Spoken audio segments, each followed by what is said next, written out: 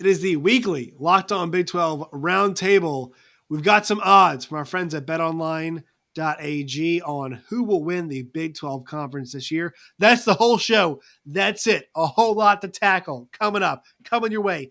Dudes talking odds tonight on this Roundtable episode. That's coming up right after this. You are Locked On Big 12, your daily podcast on the Big 12 Conference, part of the Locked On Podcast Network, your team every day. All right, I'm Josh Neighbors from Locked On Big 12. To my right is Steven Simcox from Locked On Horned Frogs. Below him it is John Williams from Locked On Sooners. To his left and below me it is Jacob Hatch from Locked On Cougars. So, guys, we finally got the Big 12 odds, a lot of angles to get this from, but here they are if you're watching on YouTube. So the two favorites are Oklahoma and Texas. They have the closest odds. Plus 175 for Oklahoma, 7-4, if you want the fractional odds. And then Texas is 2-1, plus 200 right there. I saw these, so we're going to break them up. We're going to go from the top tier to the middle tier to the bottom tier. But I see these odds. I see OU up top. I see Texas in second. John, I'll go to you first. I think they're correct. I think Oklahoma should be a slight favorite over the Texas Longhorns. Yeah, I think a slight favorite over whoever you'd want to put at number 2, whether it's Baylor or Oklahoma State. It seems like the national narrative is that Oklahoma's the favorite to win the Big 12. That's been the case in years past. I mean, it was the case last year. It didn't turn out that way. I think it's going to be a lot closer conference than maybe a lot of people think it's going to be. I'm not sure if Texas is a 2-1, right there in second. I would put them a little bit closer to where Baylor's at. But I think Oklahoma probably should be there. And it's interesting, like 4 or 5 months ago, we were wondering, is this the death of Oklahoma? Like, are they going to, fall off all of a sudden? And here we are right back, right where they were a year ago as the favorite to win the conference, a contender for a college football playoff berth. But again, it's going to come down to, can they win the games to get them into the Big 12 championship game and then avoid the 2-loss season that'll keep them out of a college football playoff? Steven, I think these odds are correct. I think Texas should be 2-1 because they are the most talented team in the conference, especially on offense. They should hold that title. So, but I do think Oklahoma, in terms of coaching, in terms of players they bring in, and distinguishment, deserves, for their track record to be the favorite. So, where do you sit on how these titles, or these odds, I should say, are currently at for the title? Man, you guys are like going to get me in trouble with my people, with my Horned Frog people here. I'm just sitting here like I'm okay with OU being the favorite. I don't have a problem with it. I think Brett Venables obviously brings a new energy, a new identity there. But, I mean, my first thought when I saw this, I get Texas's talent, and we talk about it every year. And I was the one that was defending Quinn Ewers when all you guys were against capitalism earlier in the offseason. And I know they beefed up their offensive line, but like, why is it different now? Why is it different now? They've always done this. They've always won the offseason. And, Steve Sarkisian, good coach, all that being said, they were 5-7 last year. And I know there are reasons as to why they were 5-7 last year, but they still lost to Kansas at home. Like, I just can't bring myself to say, oh yeah, this team's the number 2, team in the Big 12. So my big question is like, and this is why I'm going to get in trouble. Like, what did Baylor really lose from that team last year? Now, Gary Bohannon has transferred. Their quarterback, their running back, their 2 best defensive players. Yeah, but that coaching staff is still intact. You said yourself, Josh, like you watched Gary Bohannon in that Sugar Bowl, and everybody was saying, totally, hey, you got to make a change. I think Jeff Grimes is, smart enough to protect Blake Shapen. And I'll say this, like, yeah, the quarterback's a question mark. But what team in the conference is there not a question mark at QB? I mean, Texas has to do with a lot of talent. We've never seen them play at the college level. OU has a guy that, put up great numbers at UCF. No disrespect to that program. I think it's going to be a little different in the Big 12. Spencer Sanders has been inconsistent. I think you could go down the list. I get it, but I think Dave Aranda's a sharp defensive mind. And even with some of the drop off, I would have them right behind OU because All right. I feel I have to Texas cut has you to off. prove it. Okay, so I'm going to ask you a question, Steven. Who is the most talented quarterback in the entire conference? Talent. Talent-wise? Yes. I mean, I guess Quinn Ewers. I didn't stop down All and right, watch South Carolina every week. Who's the most talented wide receiver? Xavier Worthy. Okay, who's the most talented running back? What was their record last year, Josh? No, hold on. I'm asking. Okay, but John Robinson and Xavier Worthy were there last year. What was their record, Josh? Quinn Ewers wasn't, and also the guys behind them are all 4 and 5 stars. So like this team is actually different than last year's. When have we ever talked about Texas have a recruiting problem? When did they not have 4 and 5 star players? But Steve Sarkisian is not Tom Herman at all. He's not, or is he? He's not. Guys, who was the last wide receiver to win a Heisman? It was Devontae Smith. Who made him look that good? It was Steve Sarkisian. Was he the head coach or was he the offensive coordinator? He was the one calling plays, at least. Come on now. This guy's the one calling plays. Nick Saban's not out there being like, yeah, how we run this? No, come on. Look, at least you have to give me this. The offense for Texas is far and away the most talented player. You could argue, like, they have at every skill position, maybe fine, somebody else's tight end you could take.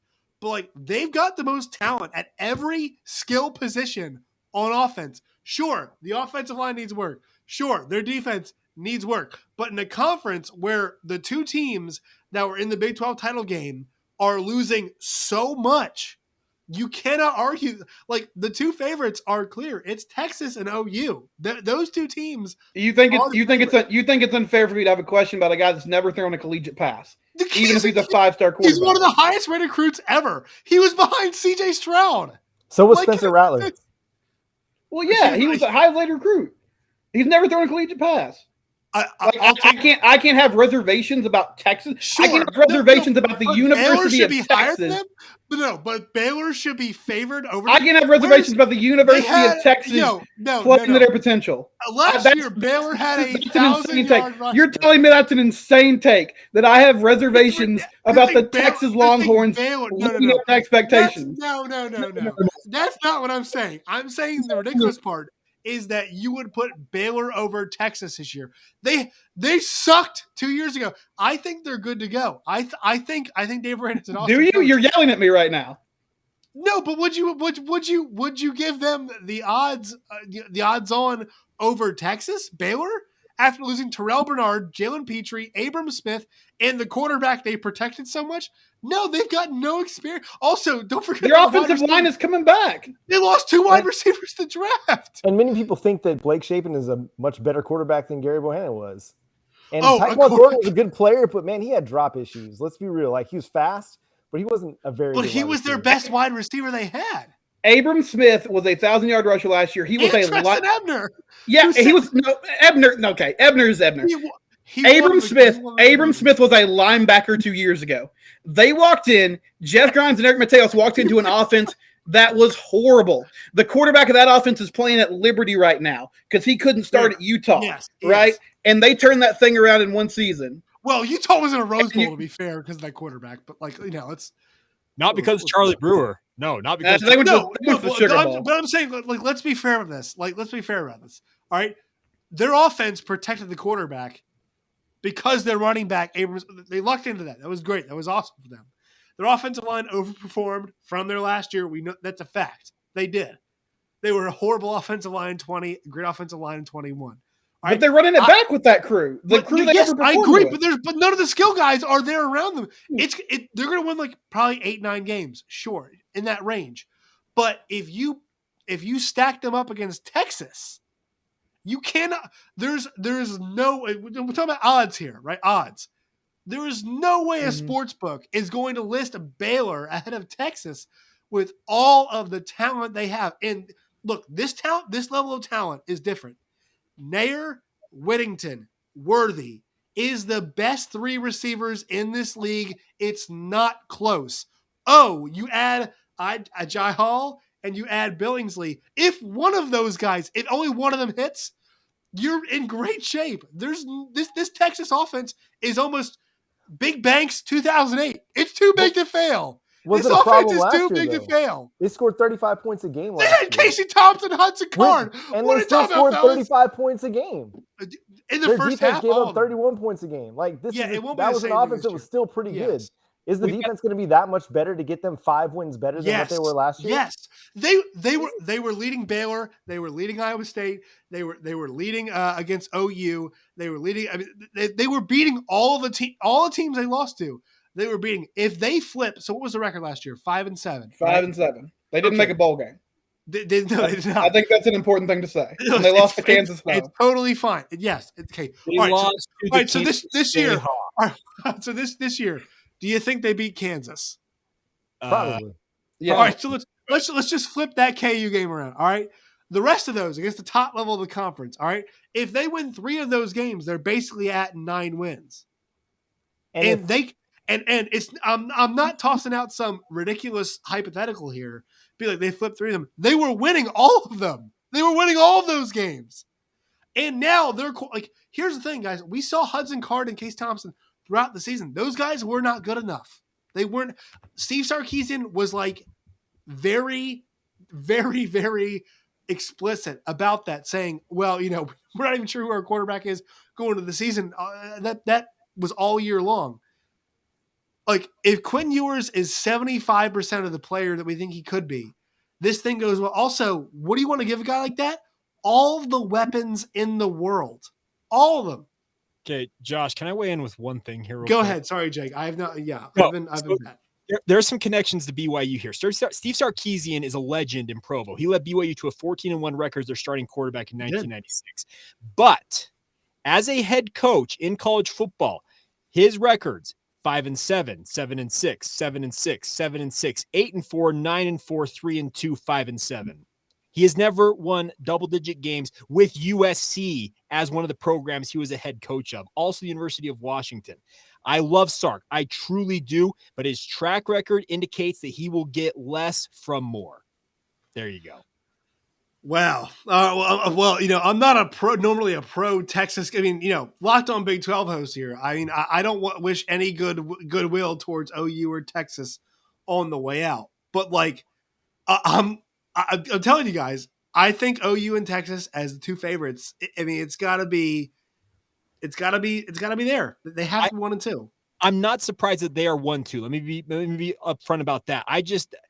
Texas, they have underachieved for well over a decade at this point. I know they have all the weapons in the world, but I just have this inkling that somehow, some way, Texas's back is going to bite them in the rear end again. And okay, so there's Texas's back. Like Sam Ehlinger's throwing the football, right? I mean, the kid they have at quarterback, guys, Quinn Ewers, is not Sam Ehlinger. He's not Hudson Card. Also, guys, the Hudson, anybody there, I've heard a lot of this. It's like, it could be Hudson Card. They're just doing it so they have a decent backup. It's Quinn Ewers. You don't bring a kid in like that unless he's starting. My whole point is that level of talent. Sure, when we do this weekly thing, when they get curb stomped by Bama, you guys will say, "Oh, you sure this Texas team gonna win 9-10 games?" And I'll come back to you guys, and I'm gonna pound the over. All right, another sports book, which we won't name, listed the Texas over/under at 8.5 games. I am pounding that over. There are not. I will repeat this again. Like 8 teams this conference that are better than them. This year is going to be different for them because it has to be. For Sark, it has to. For the quarterback, it has to. For the guys behind him, it has to. Like it's going to be different this year, guys. I'm just telling you all. All right, this is not Tom Herman's or Charlie Strong's Texas. This is different. It's so much different. I mean, Tom Herman was considered a pretty good coach when he went from Houston to Texas. Well, I mean, he never coached anybody up though. The guy just came in the room and yelled. At least Steve Sarkisian, I can see the work right now. Besides not giving Julio Jones the ball in Atlanta in the red zone, right? Like in the offensive play calling category, where are we? Like, okay, this guy sucks. The first play of OU Texas, I'm pretty sure it was just a screen pass to Xavier Worthy, which he took like 70 yards. Yeah, right? Xavier Worthy is a fantastic player. I have nightmares about that dude. Yeah, but you can't play all of them. Like, you're only going to play 3 or 4 guys at a time. They're not going to go 5 Bijan wide. Robinson, Xavier Worthy, You know what I'm saying? Yes. Jai Hall, Yes. Jaleel Billingsley, Jordan Whittington, Roshan Johnson. You can name all the wide receivers you want. They're not going to play 7 wide receivers. They're going to be all good. Those guys can play like nearly at one time. Right. They're going to be really good offensively.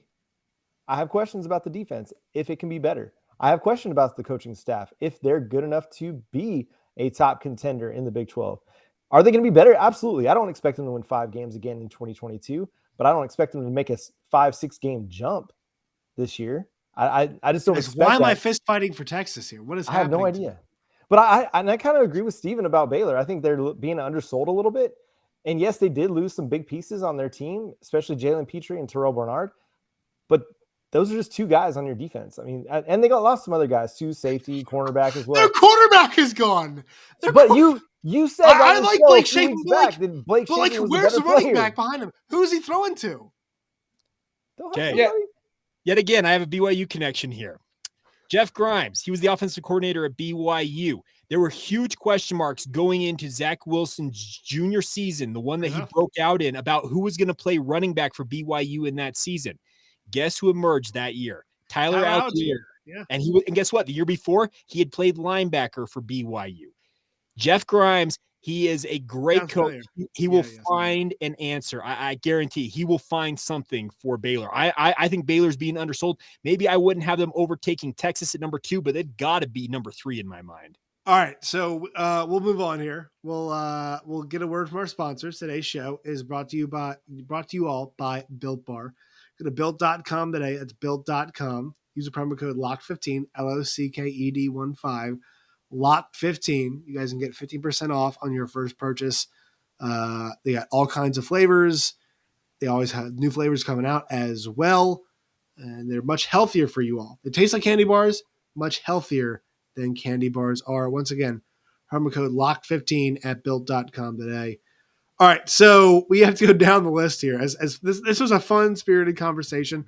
1 on 3, don't mind it. I'll Luka Doncic. I'll take on all comers. I feel like we made an episode of PTI all of a sudden. We need Tony Reality to moderate this. So there is Oklahoma State 5-1. Baylor is 7.5 to 1 plus 750.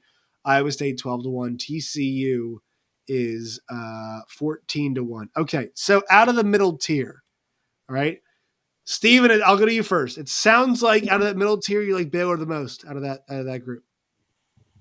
Yeah, I do. I mean, everybody has kind of their own set of question marks. I was actually a little surprised that some of the teams that TCU was ahead of, just because they've struggled, even though I get it. Like, I think there's some, I guess, respect for Sonny Dykes and the offenses that he's built at different stops. But they really struggled against like Kansas State and West Virginia. Actually, Chris Kleiman and Neil Brown are 6-0 against the Frogs since they took over. So that'll be a little bit of a jump for them. Oklahoma State, I think there's so much to replace on the defense side of the ball. And then pairing that with, I don't really know. I mean, the identity is sort of shifted for them. And I would love to say like Mike Gundy and company could get that offense rolling. But last year, it just never really came together. And then Iowa State replacing Brock Purdy and Breece Hall.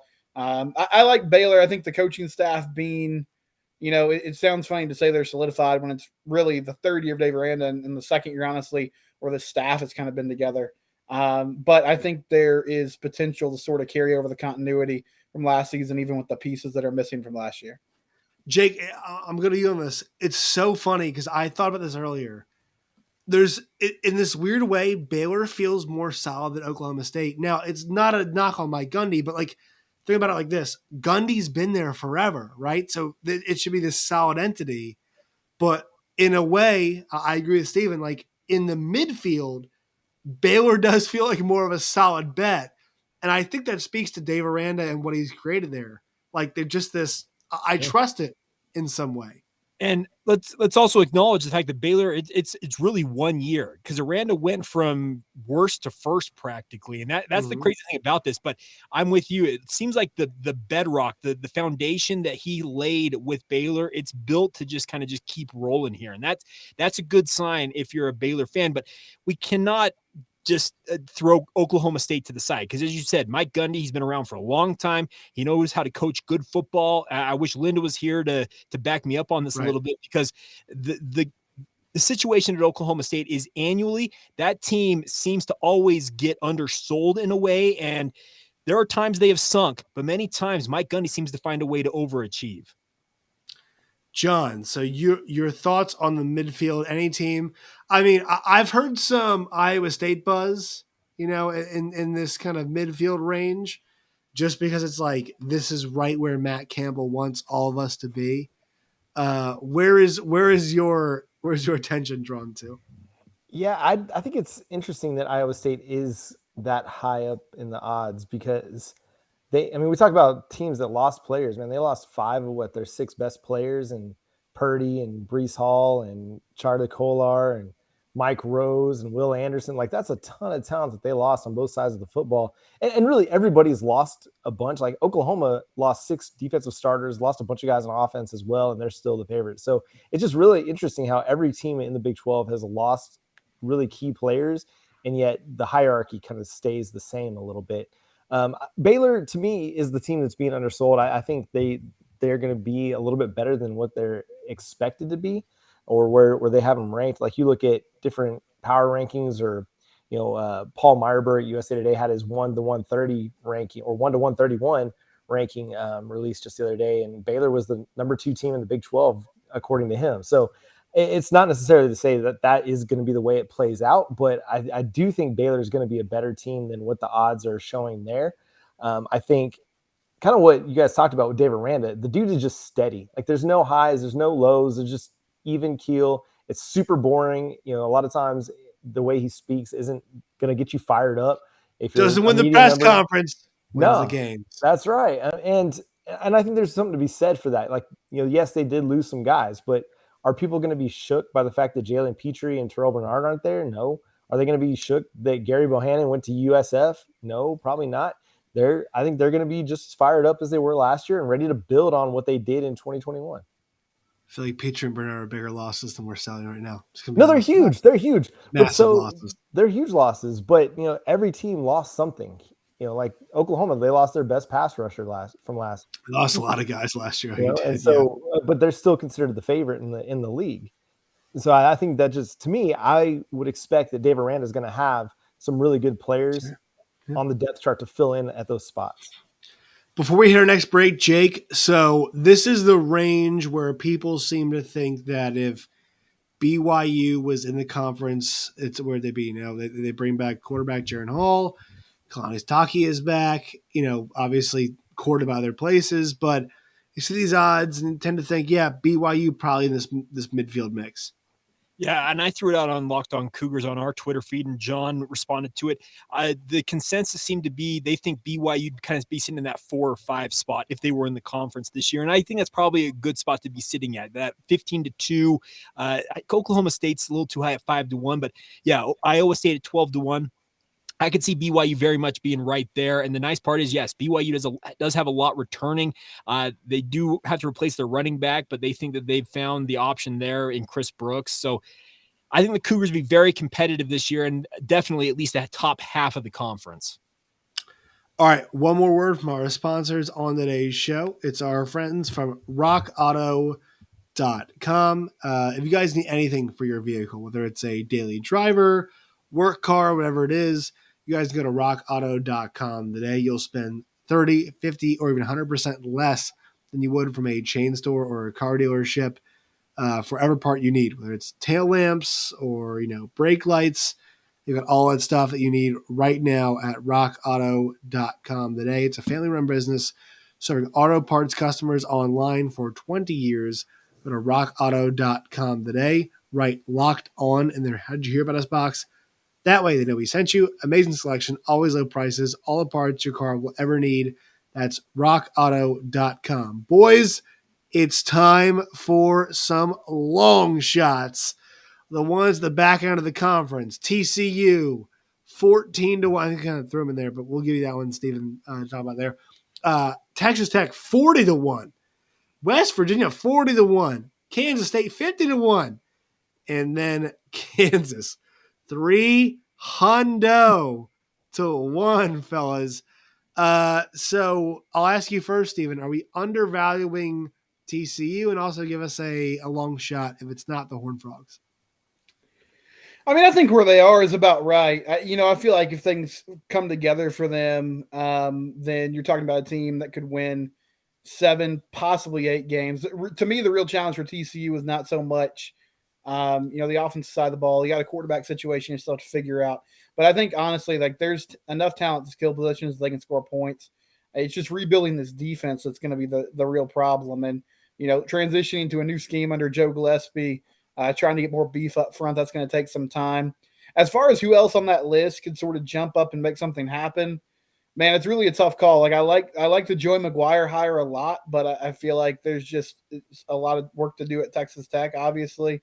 Man, I might go with K-State, honestly, just because I think Chris Kleiman has a formula to win ball games, playing a physical style.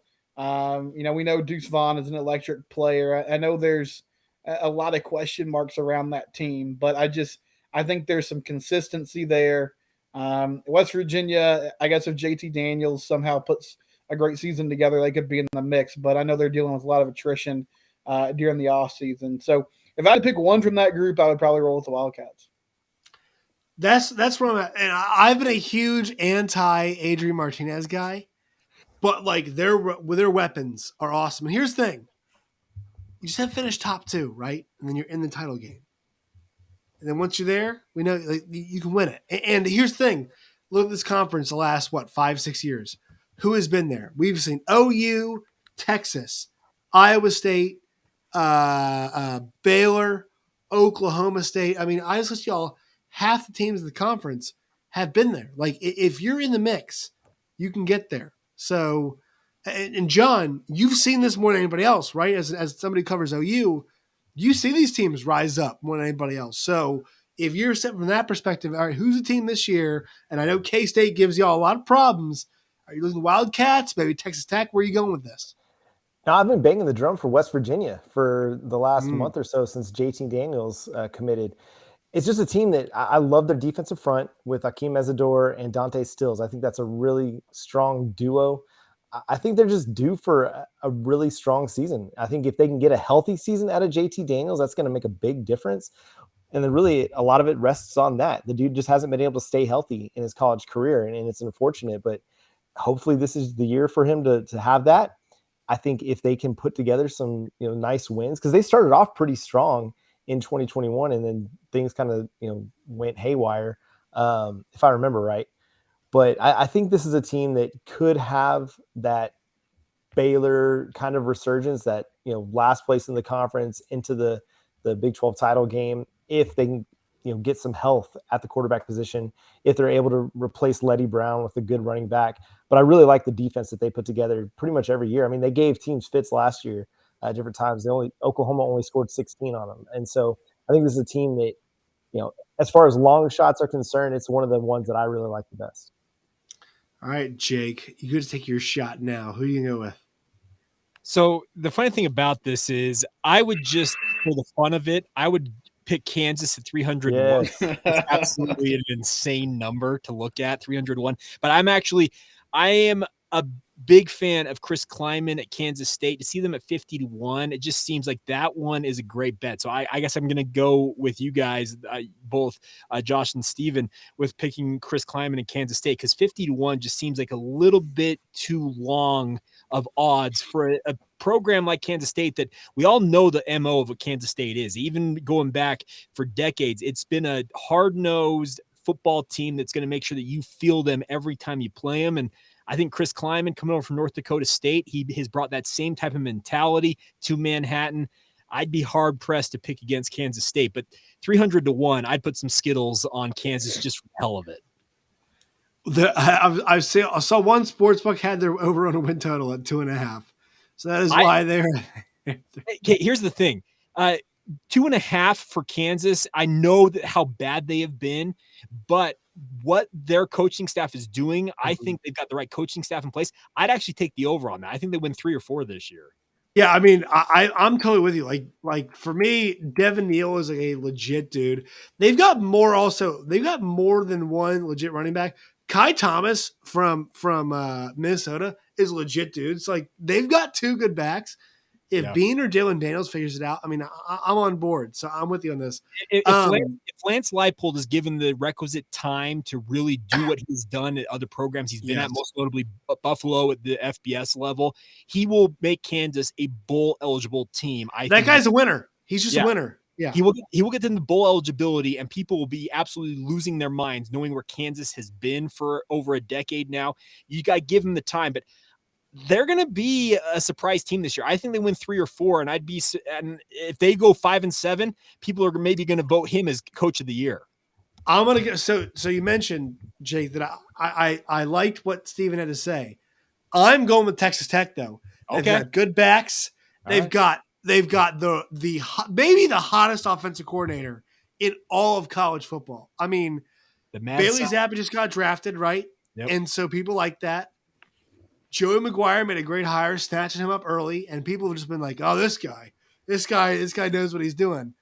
I mean, in this conference this year, hell, who knows? And also, they've got 3 quarterbacks that are like legitimately good options between guys. We talked last year. I said, "Hey, Tyler Shuck had the 7th best odds to be the number 1 pick in last year's draft, according to our friends at BetOnline last year." Also, Donovan Smith, who was awesome last year. And then also, they've got Barrett Morton, who's one of the best recruits in their entire program's history.